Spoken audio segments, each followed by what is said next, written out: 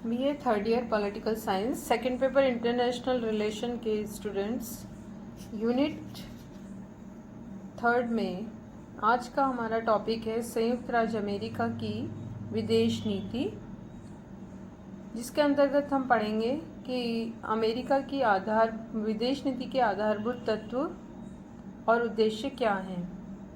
The foreign policy of USA, basic factors and objects. आप लोग जैसा कि जानते ही हैं कि आज विश्व में महाशक्ति के रूप में यदि कोई देश है तो वो है संयुक्त राज्य अमेरिका।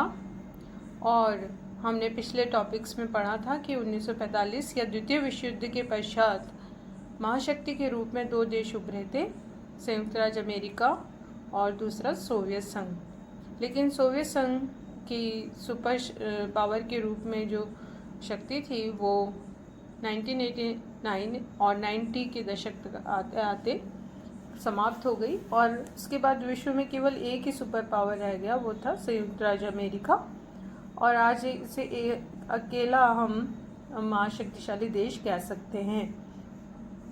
संयुक्त राज्य अमेरिका उत्तरी अमेरिका महाद्वीप का एक प्रमुख देश है और ये विभिन्न आधारों पर काफ़ी शक्तिशाली है, चाहे वो राजनीतिक आधार हो, वैज्ञानिक आधार हो, शैक्षणिक हो, सामाजिक हो, आर्थिक हो, सैन्य दृष्टि से, तकनीकी दृष्टि से विभिन्न क्षेत्रों में ये एक महाशक्ति के रूप में विश्व में दिखाई देता है। द्वितीय विश्व युद्ध से पूर्व यूरोपियन देश ही सुपर पावर्स थे, लेकिन द्वितीय विश्व युद्ध के पश्चात और 1990 के बाद संयुक्त राज्य अमेरिका एक प्रमुख महाशक्ति के रूप में उभरा और आज इसे हम विश्व की एक एकल सुपर पावर के रूप में देख सकते हैं। इस दृष्टिकोण से संयुक्त राज्य अमेरिका की विदेश नीति को पढ़ना और भी महत्वपूर्ण हो जाता है, क्योंकि ये विश्व की महाशक्ति है और दुनिया में अंतर्राष्ट्रीय संबंधों के निर्धारण में ये अपनी किस प्रकार की विदेश नीति को चलाता है, विदेश नीति को आधार बनाता है, इसके तत्व क्या हैं, इसके उद्देश्य क्या हैं, ये जानना हमारे लिए और भी आवश्यक हो जाता है। तो इसके अंतर्गत हम देखेंगे पहला कि संयुक्त राज्य अमेरिका के आधारभूत विदेश नीति के आधारभूत तत्व कौन कौन से हैं। संयुक्त राज्य अमेरिका की विदेश नीति वहाँ के निवासियों के चरित्र, उनकी महत्वाकांक्षाओं और अंतर्राष्ट्रीय समस्याओं के प्रति उनकी प्रतिक्रियाओं, वहाँ के राष्ट्रपति, वहाँ की व्यवस्थापिका जिसे कांग्रेस कहा जाता है, उसके इन सब के संयुक्त प्रभाव पर आधारित है। अमेरिकी विदेश नीति किसी भी विदेश नीति की भांति वहाँ के इतिहास, वहाँ के भूगोल, वहाँ के प्राकृतिक संसाधनों, वहाँ की सुरक्षात्मक व्यवस्थाओं, मानवीय स्रोत, जनसंख्या, वैदेशिक मामलों, राष्ट्रीय लक्ष्य और विभिन्न हितों पर आधारित है। तो इस दृष्टिकोण से इसके कई निर्माणक तत्व हैं। जैसे पहला है भौगोलिक स्थिति। अमेरिका की अगर हम भौगोलिक स्थिति की बात करें तो ये उत्तरी अमेरिका जो महाद्वीप है उसका एक प्रमुख देश है। इसके उत्तर में कनाडा है और दक्षिण में मैक्सिको देश है। भौगोलिक स्थिति से ये बहुत ही भाग्यशाली देश है, क्योंकि इसके पास प्राकृतिक संसाधनों का विपुल भंडार है और इसीलिए विश्व में व्यापार वाणिज्य की दृष्टि से ये काफ़ी संपन्न है, प्राकृतिक संसाधनों की दृष्टि से संपन्न है। और जो इसकी भौगोलिक स्थिति है वो और पश्चिमी गोलार्ध की सुरक्षा के लिए अनुकूल परिस्थितियाँ इसके अनुरूप है। जलवायु और पहाड़, नदियाँ और विभिन्न जो भौगोलिक स्थितियाँ हैं वो देश के विकास और एकता में कभी बाधा नहीं पहुँचने वाले हैं। तो इस भौगोलिक स्थिति ने भी इसको महत्वपूर्ण बनाया है। दूसरा है प्राकृतिक साधन। आर्थिक रूप से ये एक आत्मनिर्भर देश है और इसका कारण है वहाँ के प्राकृतिक संसाधन। अमेरिका आवश्यकता पड़ने पर सभी खतरों का सामना कर सकता है। उसके देश में खाद्य उत्पादन की कोई समस्या नहीं है और अंतर्राष्ट्रीय संबंधों में ये एक महत्वपूर्ण विषय बन जाता है, क्योंकि प्राकृतिक संसाधन जो कि ज़मीन से निकलने वाले साधन होते हैं, उपजने वाले उत्पादित साधन होते हैं, तो उस दृष्टिकोण से ये आत्मनिर्भर है और दूसरों पर निर्भर नहीं है और यही स्थिति इसको मजबूत बनाती है। तीसरा, सुरक्षात्मक दृष्टि से यदि देखें तो अमेरिका बहुत ही सबल देश है, सैन्य दृष्टि से, शस्त्रों की दृष्टि से, और इसकी जो नीतियां हैं सुरक्षात्मक दृष्टि से वो भी बहुत ही सफल रही हैं और हमेशा इसका उद्देश्य यही रहता है कि अमेरिका की सुरक्षा सर्वप्रथम है। वैदेशिक नीतियों के संचालन में भी वो अपने राष्ट्र को सुरक्षा प्रदान करने को प्रथम प्राथमिकता देता है। फिर नेक्स्ट है मानवीय स्रोत। तो अमेरिकी जो श्रमिकों का प्रति व्यक्ति उत्पादन है अधिकतर अन्य देशों की तुलना में बहुत ही ऊंचा है।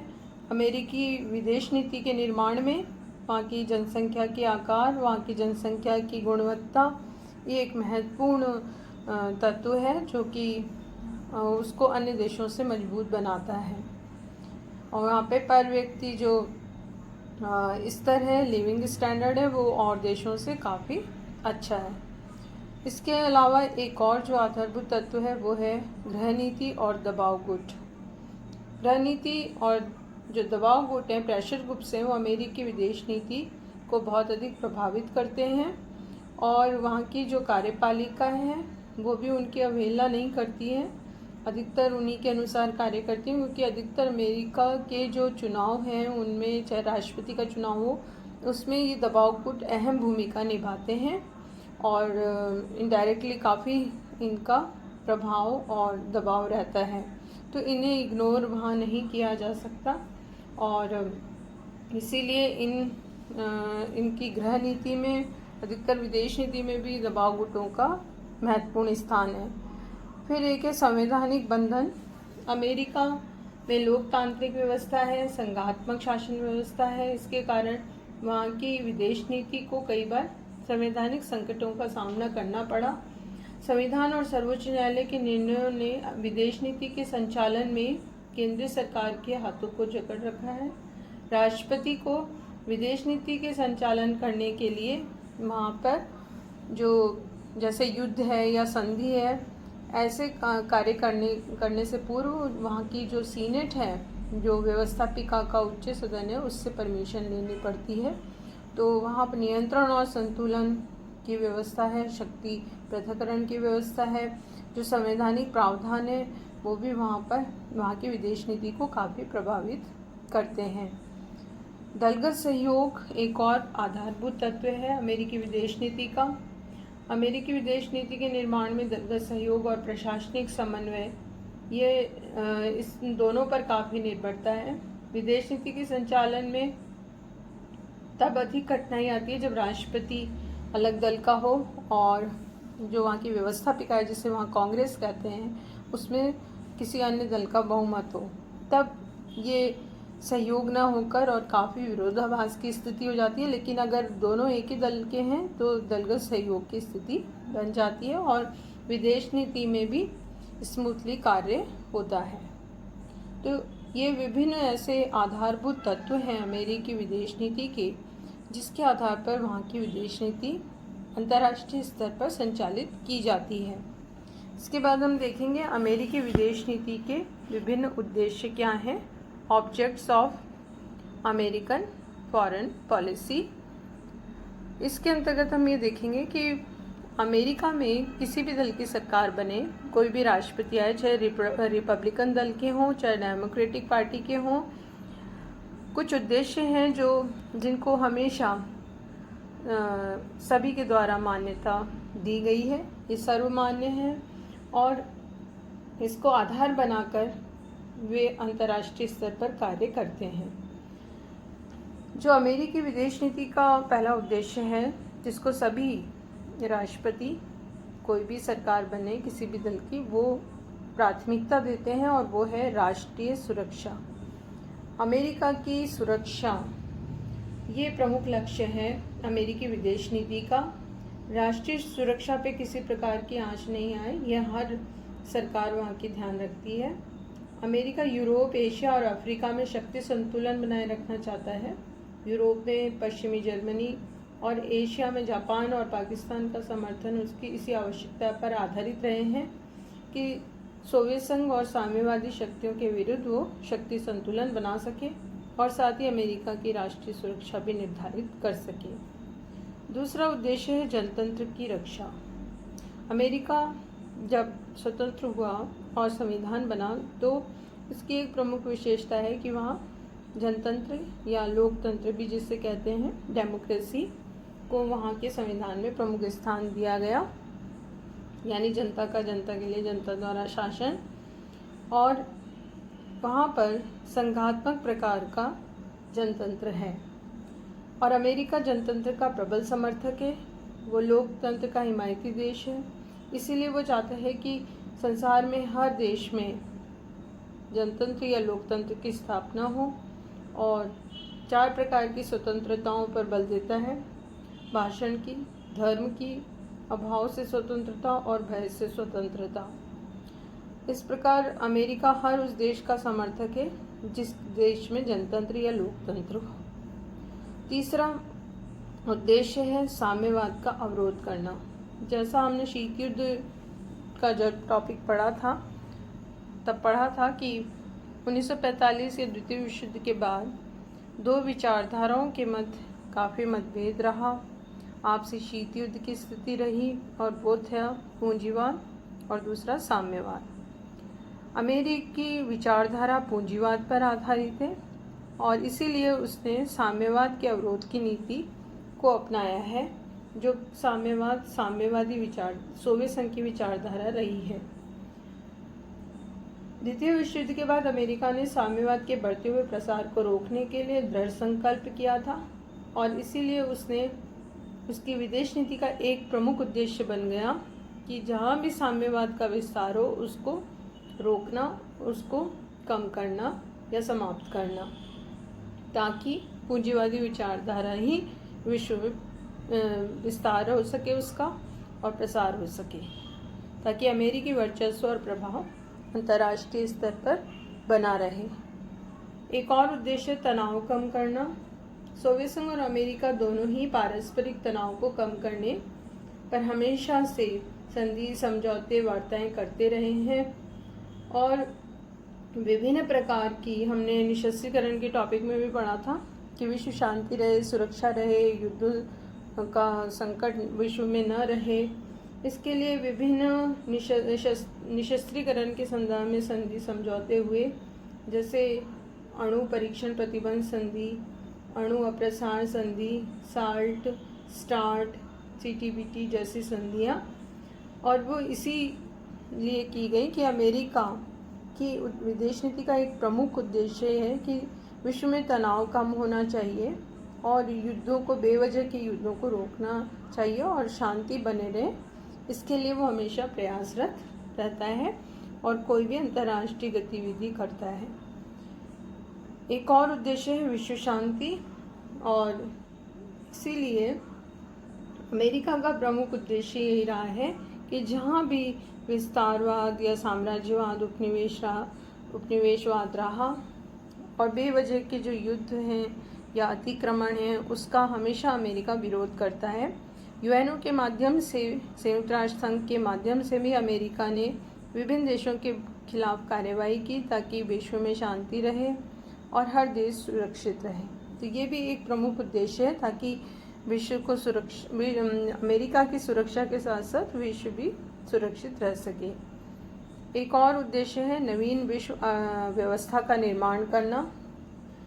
सोवियत संघ का जब पतन हो गया और सोवियत संघ और पूर्वी यूरोप में साम्यवाद के पतन के बाद जब अमेरिकी राष्ट्रपति बुश बने तो उन्होंने विश्व की नई व्यवस्था के निर्माण का उद्देश्य घोषित किया। उनका ये मानना है कि इस व्यवस्था के द्वारा अमेरिका अंतर्राष्ट्रीय राजनीति की केंद्रीय धुरी होगा और दुनिया में पूंजीवादी अर्थव्यवस्था का सुदृढ़ीकरण होना चाहिए और संयुक्त राष्ट्र संघ के निर्णय ये अमेरिकी विदेश नीति के उद्देश्य के अनुरूप ही संचालित किए जाएंगे। जैसा कि हम जानते हैं कि अमेरिका अंतर्राष्ट्रीय राजनीति की धुरी है, केंद्रीय ध्रुव है और विश्व की एकमात्र महाशक्ति है। तो इसकी बराबरी अभी भी विश्व का कोई देश नहीं कर सकता है, चुनौती नहीं दे सकता इसे। इसके पास परमाणु शस्त्र की प्रचंड शक्ति है, आर्थिक शक्ति है, तकनीकी शक्ति है और विश्व की आय का 1/3 हिस्सा अमेरिका में उत्पन्न हो रहा है।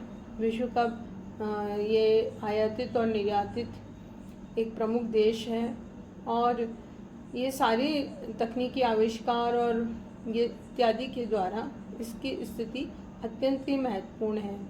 और यूएनओ का चाहे अंतर्राष्ट्रीय मुद्रा कोष हो, विश्व बैंक हो, वहाँ भी जो वर्चस्व है वो अमेरिका का ही देखने को मिलता है।